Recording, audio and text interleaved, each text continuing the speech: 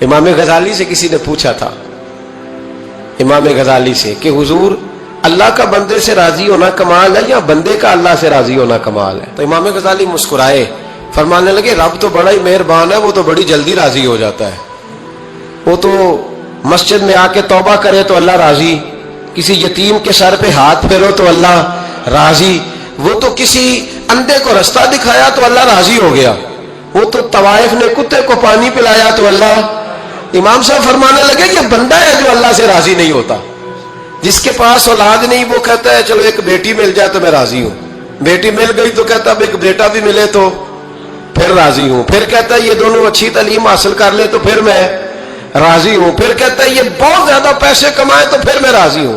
بہرحال راضی ہوتا، لیکن جو راضی ہو جاتا ہے نا، اللہ اکبر، جو اللہ سے راضی سکھی بڑا رہتا ہے، سکون میں بڑا رہتا ہے، مطمئن بڑا رہتا ہے، جو سمجھ لیتا ہے نا کہ جو میرے رب نے بہتر سمجھا وہ میرے اللہ نے مجھے۔ میں کبھی کبھی سوچتا ہوں کہ یار حضرت بلال حبشی نے کوئی عہدہ نہیں مانگا ساری زندگی، انہوں نے نہیں کہا مجھے بھی ایک صوبے کا گورنر بناؤ میری بھی خدمات ہیں، مجھے بھی وزیر خزانہ بناؤ میرا بھی کچھ بنتا ہے۔ ایک دفعہ نہیں کہا سیدنا بلال حبشی رضی اللہ تعالیٰ عنہ نے کہ میری بھی کوئی ڈیوٹی ایسی ہونی چاہیے کہ مجھے چلو سپہ سالار ہی بنا دیا جائے۔ ساری زندگی مسجد میں جھاڑو دیا تو اسی پہ راضی رہے، ساری زندگی محبوب کے مہمانوں کا لنگر پکایا تو اسی پہ راضی رہے، ساری زندگی میرے محبوب علیہ السلام کے بچوں کی نوکری کی تو اسی پہ راضی رہے، راضی بالرضا رہے۔ حضرت سیدنا موسیٰ علیہ السلام نے عرض کی کوہ طور پہ جا کے، مولا میری قوم پوچھتی ہے کہ کوئی ایسا کام بتا جو ہم کریں تو تو ہم سے راضی ہو جائے۔ حضرت موسیٰ کی قوم کا خیال تھا کہ تہجد کا حکم آئے گا تو پڑھیں گے، صدقات کا حکم آئے گا تو دیں گے، جہاد کی بات ہوگی تو کریں گے۔ کچھ جو نیک لوگ تھے ان میں سے انہوں نے یہ پیغام دیا کہ مالک ہمیں بتائے کہ وہ کس کام پہ راضی ہوتا ہے، ہم وہ کام کریں تاکہ اللہ ہم سے راضی ہو جائے۔ حضرت موسیٰ کلیم کہتے میں نے عرض کی مولا میری قوم پوچھتی ہے کہ کون سا ایسا کام کریں کہ تو راضی ہو جائے؟ تو رب کریم نے ارشاد فرمایا، موسیٰ کہتے میرا خیال تھا کوئی لسٹ ملے گی، لیکن مالک نے ایک جملہ کہا، ایک جملہ، اور تفسیروں کے دریا بہا دیے۔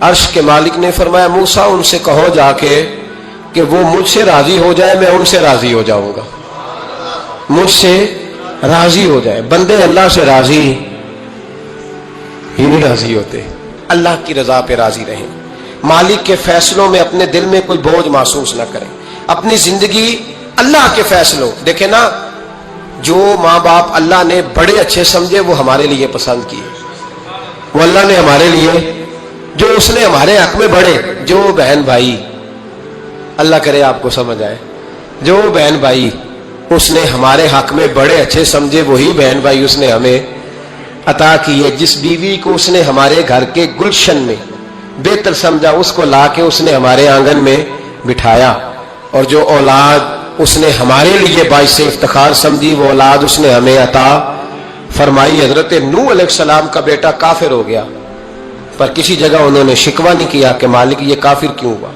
اللہ کے قبضے میں ہے نا دل، پھیر سکتا ہے نا، مقلب القلوب ہے، لیکن حضرت نوح نے دعا اللہ کی رضا پر راضی رہے، سمجھیں کہ میرے حق میں جو بہتر تھا مالک نے وہ چیز مجھے عطا کر دی۔ ہم یہ سوچتے ہی نہیں کہ ہمیں نہیں پتا ہمارے حق میں بہتر کیا ہے، ہمارے رب کو پتا ہے کہ ہمارے حق میں بہتر کیا ہے، اس لیے لوگ شکایت نہیں کرتے تھے۔ آج ہر بات پر شکایت ہے، ہر بات پر لوگ شکوہ کرتے ہیں، اور ہر بات پر لوگ اللہ تبارک و تعالیٰ کی بارگاہ ناز کے نافرمان بنتے ہیں، اور پھر سوال کیا، یا اللہ تو راضی ہو جا، یا اللہ تو۔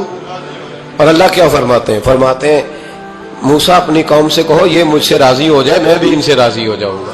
حضرت رابعہ بصری رحمت اللہ تعالی علیہ نا طبقہ صوفیاء میں ایک بڑی منفرد حیثیت رکھتی ہیں، علیحدہ ایک مقام ہے، اور ان کی زندگی بتاتی ہے کہ اللہ کی معرفت اور رب تبارک و تعالیٰ کا قرب صرف مرد کے لیے خاص نہیں، اگر عورت بھی توجہ کرے تو اللہ اسے بھی خزانے کھول کے عطا فرماتا ہے، اسے بھی اللہ خزانے کھول۔ حضرت رابعہ بصری اکثر نہ اولیاء اللہ کی مجالس میں جا کے بیٹھتی تھیں، بیٹھتی پردے کے اندر تھیں لیکن بیٹھا کرتی تھیں۔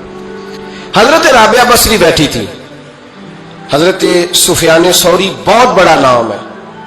یہ وہ شخصیت ہے کہ جب جایا کرتے تھے تو اولیاء اللہ کھڑے ہو کے ان کا استقبال کرتے تھے. بغداد میں اتنا بڑا درجہ تھا ان کا. حضرت جعفر بن سلیمان بھی بیٹھے تھے, سفیان ثوری بھی بیٹھے تھے. تو حضرت سفیان ثوری دعا مانگنے لگے. جناب رابعہ بصری پردے کے اندر بیٹھی ہوئی تھی, دعا مانگنے لگے, اے اللہ مجھ سے راضی ہو جا, اے اللہ مجھ سے راضی ہو جا, اے اللہ مجھ سے. دیر تک دعا مانگتے رہے تو بی بی صاحبہ, مائی صاحبہ اندر سے بول پڑی ناراض ہو کے, کہنے لگی بس کر سفیان, کیا دعا مانگ رہا ہے تو, کب سے میں سن رہی ہوں, بس کر. کیا ہوا, تو کیوں ناراض ہوتی ہے؟ فرمانے لگی سفیان تو نے ایک بار بھی کہا میں نے برداشت کیا, دوسری بار بھی کہا, بتائیے دعا ٹھیک ہے کہ نہیں ان کی؟ اے اللہ تو مجھ سے راضی ہو جا. اس دعا پہ ناراض ہوگی مائی صاحبہ. کہنے لگی تو نے ایک بار بھی مانگی تو میں چپ رہی, دوسری بار بھی مانگی تو اب تو چپ ہی نہیں کر رہا, بس کر. تو حضرت سفیان کہنے لگے چل میری اصلاح کر دے. تو مائی صاحبہ کہنے لگی تو یہ تو کہہ رہا ہے یا اللہ راضی ہو جا, یا اللہ راضی ہو جا, پہلے تو بتا تو اللہ سے راضی ہے؟ پہلے اپنے نفس پر نظر ڈالنا, تو راضی ہے؟ روز نہیں مانگتا کہ 2 کروڑ چاہیے, 6 کروڑ چاہیے انسان کا نفس. روز نہیں کہتا بڑی گاڑی چاہیے, روز نہیں کہتا میرے بھی ٹھاٹ باٹ ہو, میں بھی بڑی گاڑی میں کھڑے ہو کے لوگوں کو ہاتھ لہرا کے لیڈر بنوں. روز نہیں کہتا میرا بھی بڑا نام ہو. پہلے بتا نا تو راضی ہے؟ حضرت سفیان ثوری نے جب بات سنی تو جھگڑا نہیں کیا, بلکہ اللہ اکبر کہا, چیخ مار کے رونے لگے. کہنے لگے رابعہ تو سچ کہتی ہے, ابھی تو میں اس منزل تک نہیں پہنچا کہ میں رب سے راضی ہو جاؤں تو میں اسے راضی کرنے چلا ہوں, تو سچ کہتی ہے. قریب ہی حضرت جعفر بن سلیمان بیٹھے تھے, وہ بی بی رابعہ کے پاس گئے, کہنے لگے مائی صاحبہ مجھے تو بتا دے آخر بندہ اللہ سے راضی ہوتا کب ہے, یہ منزل شروع کب ہوتی ہے؟ تو آپ فرمانے لگے اس وقت کہ بندے کا جو حال نعمت ملنے پہ ہوتا ہے نا, جب وہی حال اس کا مصیبت آنے پہ ہو تو پھر سمجھو وہ اپنے رب سے راضی ہو گیا, پھر وہ اپنے رب سے. یہاں لوگ راضی نہیں ہیں, نہ شریعت کے حکم پر راضی ہیں معاذ اللہ, نہ دین کے آنے پر راضی ہیں, نہ نفاذ شریعت پر راضی ہیں. میں درجنوں بار کہہ چکا ہوں کہ جب کسی آدمی کے پاس لاکھوں روپیہ ہوتا ہے تو کسی پیر کے پاس نہیں جاتا کہ حضرت صاحب بڑے پیسے ہیں بتائیں شکر کیسے ادا کروں. لیکن جب ذرا دقت آتی ہے, حالات خراب ہوتے ہیں, تو ہر پیر کا دروازہ کھٹکھٹاتا ہے, کہتا ہے کوئی تعویذ دے دے. تو بتا جب تو تیرا دین کے ساتھ صرف تکلیف کا رشتہ ہے, تو راضی بالرضا کب ہوگا؟ کب تو راضی ہوگا اپنے رب کے معاملات میں؟ کب تو راضی ہوگا؟ کئی دفعہ طبیعت میں تکلیف ہوتی ہے, وہ حضرت صاحب حالات بڑے خراب ہوئے, پہلے آپ نے تعویذ دیا تھا تو صحیح ہو گیا, پھر خراب ہے میں دوبارہ آ گیا. تو دل کرتا ہے ان سے کہنے سے کہ یار ہمارے ساتھ تمہارا رشتہ خراب حالاتوں کا ہی ہے, کبھی صحیح حالاتوں میں بھی آؤ نا, بڑے خوش حالات میں بھی آؤ کہ اب حالات بڑے اچھے ہیں, ہم حاضر ہیں, کوئی حکم کریں. خدا را راضی بالرضا رہنا سیکھیں. انس بن مالک رضی اللہ تعالیٰ عنہ کہتے ہیں 10 سال حضور کی بارگاہ میں رہا, 10 سال, اور 10 سال میں نے حضور کے گھر میں نوکری کی. کہتے ہیں نبی پاک نے کبھی مجھے اف تک نہیں کہا. ہمارا اپنا بچہ جو ہوتا ہے نا بیٹا, اور 10 دنوں میں شاید سینکڑوں دفعہ سوڑ لے, یہ کیا کیا ہے وہ کیا. کہتے 10 سال حضور نے مجھے, کہتے میں نے ایک دن بڑا نقصان کر دیا, کوئی بڑی چیز مجھ سے ٹوٹ گئی, بڑا نقصان ہو گیا.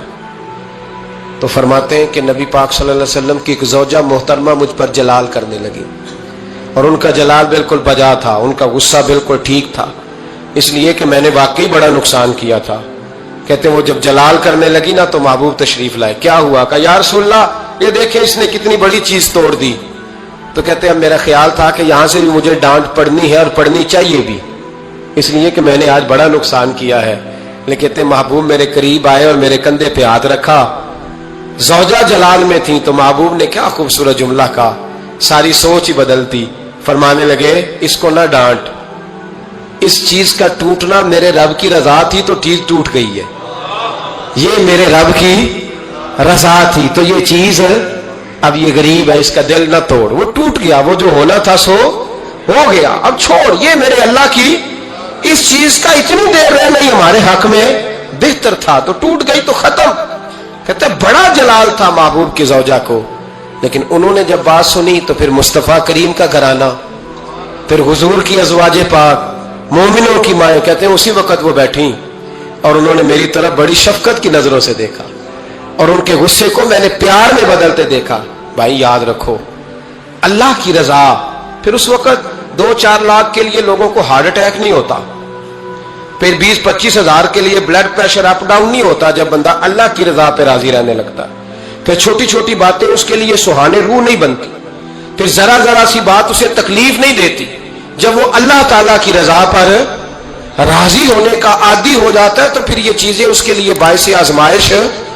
बनी इसराइल में एक शख्स था, इमाम गजाली रहमतुल्लाह अलैह फरमाते हैं उसका दिल चाहा कि पता तो करूं जन्नत में मेरा पड़ोसी कौन होगा। उसको ख्वाब में बताया गया कि फलां बिन फलां तेरा जन्नत में पड़ोसी है। अब ये बड़ा आबिद था, जाहिद था, इबादत गुजार था, परहेजगार था, बड़ा नेक था, बड़ा परहेजगार।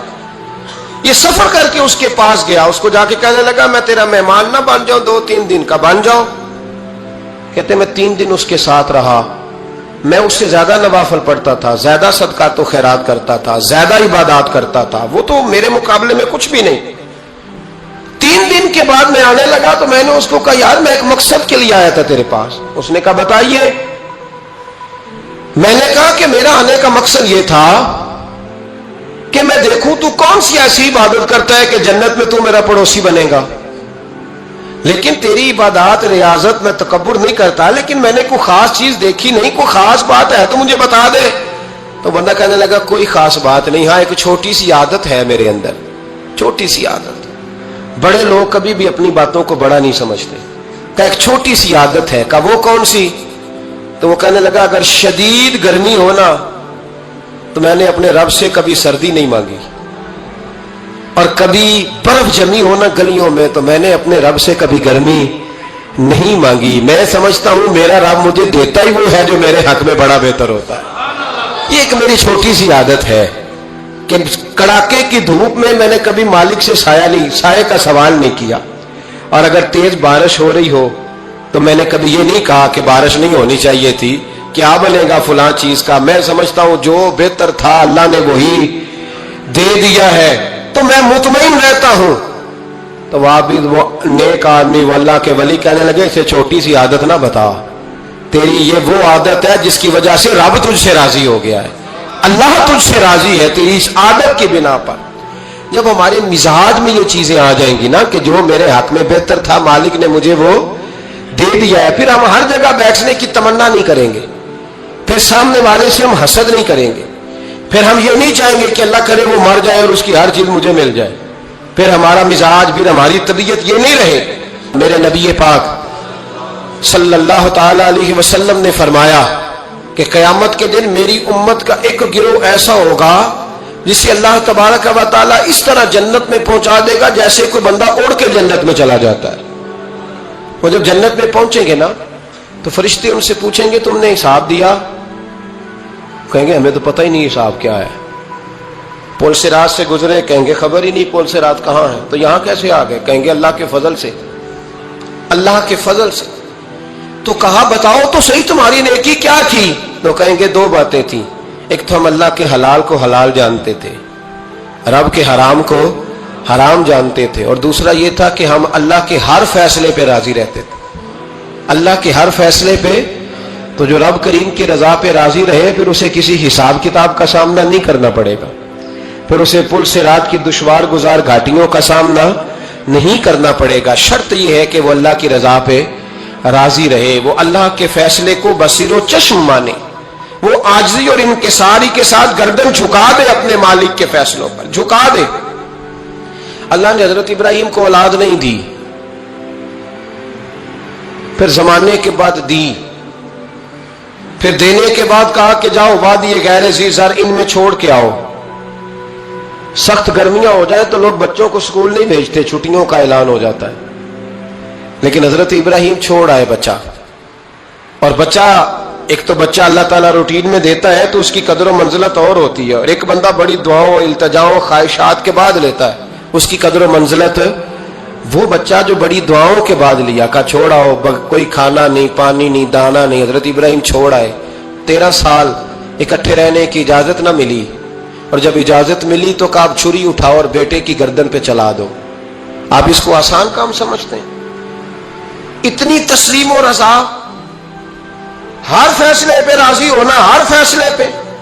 یہاں ہمارا حال یہ ہے کہ 2 منٹ کے لیے تکلیف آتی ہے تو لوگ واویلا کرتے ہیں، شور مچاتے ہیں، کفر بولتے ہیں۔ ہر آدمی آپ اس کو ٹٹول کے دیکھیں تو کہتا ہے سب سے تکلیف میں ہی ہوں۔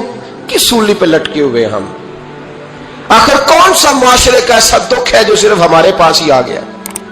ہر آدمی کہتا ہے مجھے نہ چھیڑنا، سب سے زیادہ غمگین میں ہی ہوں۔ بھائی بتا تو صحیح نا کہ آخر کون سی ایسی چیز ہے جو مالک نے تجھے عطا نہیں فرمائی؟ لیکن ہماری آزمائشیں ہیں، ہمارے جملے ہیں، ہماری گفتگو ہے کہ ان سے شکوہ چھلکتا ہے، ان سے شکایتیں ٹوٹ ٹوٹ کے نیچے گرتی ہیں۔ اسلام کے کسی بھی حکم کو تسلیم کر لینا اسلام کہلاتا ہے، اور اللہ رسول کے کسی بھی حکم کو دل سے مان لینا یہ ایمان کہلاتا ہے۔ نبی پاک صلی اللہ تعالی علیہ وآلہ وسلم پر ایمان لانے کا مطلب یہ ہے کہ حضور کی ہر بات کو دل سے مان جائے، شریعت کی کسی بات کو، دین کے کسی پہلو کو اپنی طبیعت پر بوجھ نہ سمجھے کہ یہ حکم بڑا سخت ہے، یہ ذرا مشکل ہے، یہ اگر اس میں گنجائش ہوتی تو بڑا اچھا ہوتا، معاذ اللہ۔ کسی ایک پہلو کو بھی، ایک ہے عمل کرنا وہ بات دوسری ہے، اور ایک ہے مان لینا وہ بات پہلی ہے۔ عمل کرنے میں سستی ہو جاتی ہے، غفلت ہو جاتی ہے، انسان کوتاہی کرتا ہے، وہ بات دوسری ہے۔ لیکن شریعت اسلامیہ کے پہلوؤں پر کجی محسوس کرنا، دل میں بوجھ محسوس کرنا، نماز کا حکم ہے، 5 وقت اٹھنا پڑتا ہے، دیکھو جی معاذ اللہ تعالیٰ ثم معاذ اللہ، کچھ لوگ یہ کہتے ہوئے نظر آتے ہیں کہ گرمیوں میں تو نیند ہی نہیں پوری ہوتی، فجر کا وقت ہو جاتا ہے۔ کچھ لوگ یہ محسوس معاذ اللہ تعالیٰ اس قسم کی گفتگو کرتے دکھائی دیتے ہیں کہ آپ اندازہ کریں جی کوئی کام سردیوں میں ڈھب سے ہو ہی نہیں پاتا، ایک نماز پڑھو تو دوسری کا وقت، دوسری پڑھو تو تیسری کا ٹائم۔ یہ بوجھ محسوس کر رہے ہیں لوگ۔ جب یہ بوجھ رہتا ہے تو پھر ایمان کامل نہیں ہوتا۔ جب آدمی راضی بالرضا رہتا ہے نا کہ جو اللہ نے فیصلہ کیا بہتر ہی کیا ہے، جو نبی پاک علیہ السلام نے فرمایا ہے میرے حق میں بہتر ہی فرمایا ہے، تو پھر اس شخص کا ایمان مضبوط اور کامل اور مکمل ہوتا ہے۔ نبی پاک صلی اللہ تعالی علیہ وسلم کی خدمت میں حضرت زبیر بن عوام رضی اللہ تعالیٰ عنہ اور ایک انصاری صحابی آئے۔ انصاری صحابی، ان کا آپس میں جھگڑا تھا۔ جھگڑا کیا تھا؟ ایک چشمے سے پانی آتا تھا، پہاڑ سے پانی نیچے گرتا تھا، ایک چشمہ تھا پہاڑ سے، تو اس چشمے سے لوگ اپنے کھیتوں کو پانی دیتے تھے۔ یہ بخاری کی حدیث ہے۔ پہلے باغ تھا حضرت زبیر بن عوام کا۔ حضرت زبیر بن عوام رضی اللہ تعالیٰ عنہ نبی پاک صلی اللہ علیہ وسلم کی پھپھی کے بیٹے اور عشرہ مبشرہ صحابی ہیں۔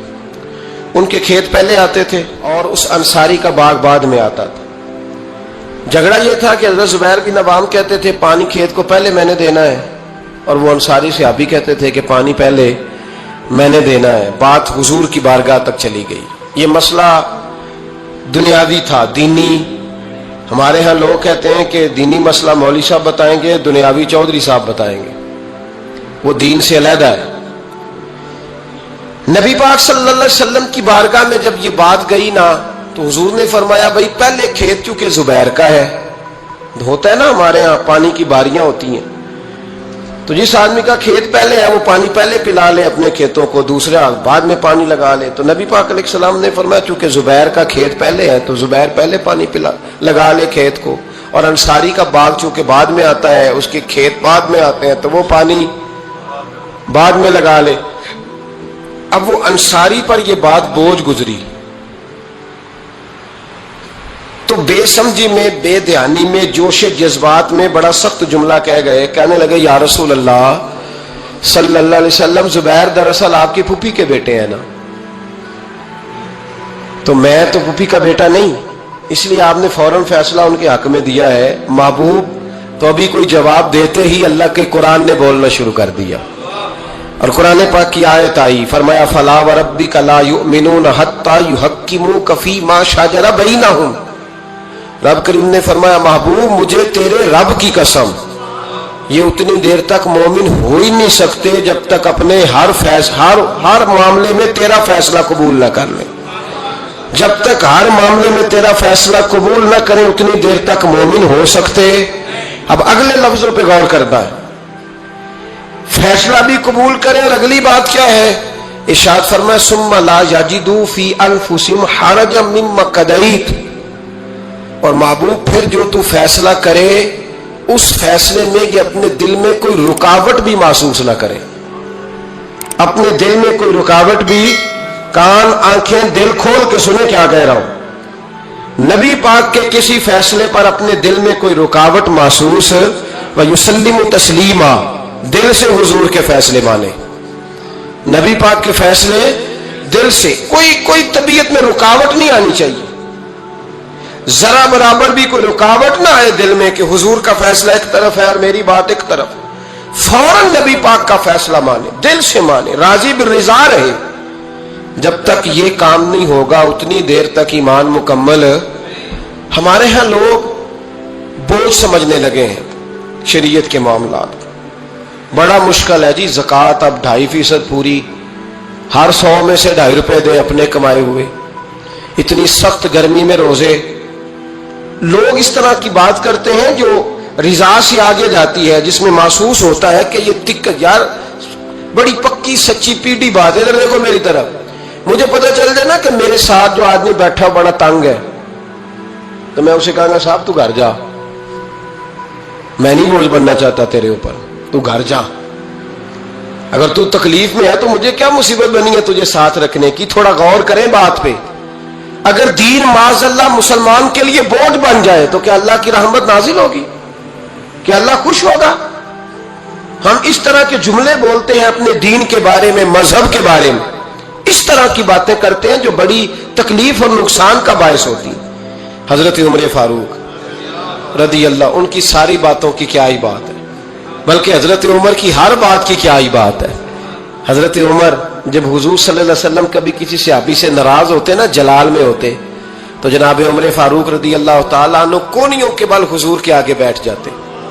کونیاں زمین پہ ٹکا کے نا، جیسے بندہ لیٹ جاتا ہے، کونیاں ٹکا کے، گھٹنے ٹکا کے بیٹھ جاتے. پتہ جملہ کیا بولتے؟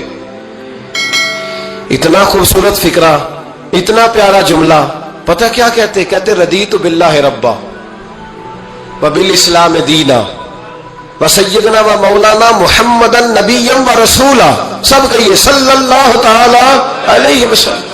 حضرت عمر جملہ بولتے، کیا خوبصورت انداز ہے گفتگو کا. کہتے رضیت باللہ ربا، یا رسول اللہ میں بڑا ہی راضی ہوں کہ اللہ میرا رب ہے. میں اس بات پہ سبحان اللہ. دیکھیے فکرے پہ غور. رضیت باللہ ربا، حضور اللہ کے رب ہونے پہ میں بڑا ہی راضی ہوں کہ اللہ ہمارا رب ہے، اور میں بڑا ہی راضی ہوں کہ اسلام ہمارا دین ہے. وسیدنا و مولانا محمد نبیا و رسولا، اور یا رسول اللہ میں اس بات پر بڑا ہی راضی ہوں کہ اللہ نے آپ کو ہمارا نبی اور رسول بنایا ہے. رضیت باللہ ربا وبالاسلام دینا. اپنی زندگی میں اللہ کے فیصلوں پر راضی ہونا سیکھیں، راضی ہونا سیکھیں. رب کریم کے فیصلوں پہ راضی ہونے کی عادت بنے گی تو ایمان مضبوط ہوگا، توکل مضبوط ہوگا، اللہ تبارک و تعالیٰ کی ذات پر بھروسہ مضبوط ہوگا، حضور کی غلامی میں پختگی آئے گی، شب و روز سکون کے ساتھ گزریں گے، زندگی اطمینان والی ہو جائے. بہت سارے لوگ ایسے ہوں گے جو آپ کو رشک کی نظر سے دیکھیں گے. شرط یہ ہے کہ یہ ارادہ کر لیں، یہ ذہن بنا لیں کہ جو میرے حق میں بہتر تھا میرے رب نے مجھے عطا فرما دیا، اور جو اللہ نے مجھے نہیں نہ دیا وہ میرے حق میں بہتر نہیں تھا. اس ارادے کو جب آپ پختہ کریں گے پھر ایمان آپ کو بڑی لذت دے گا، دین آپ کو بڑا سکون دے گا. اللہ سمجھنے کی توفیق عطا فرمائے. آخر دعوانا